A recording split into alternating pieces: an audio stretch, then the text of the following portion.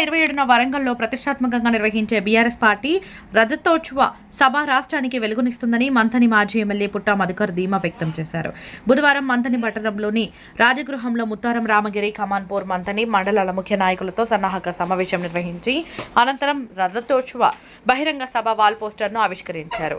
ఈ సందర్భంగా ఆయన మాట్లాడుతూ బీఆర్ఎస్ పార్టీ ఒక గొప్ప ఆశయం కోసం ఆవిర్భవించి ఆ ఆశయాన్ని సాధించిన ఏకైక పార్టీ అని ఆయన అన్నారు.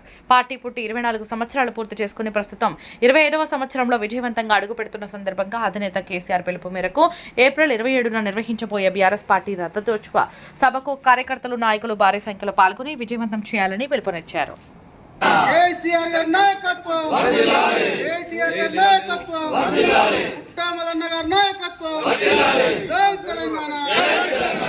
విజయవంతం చేద్దాం వరంగల్ సభను.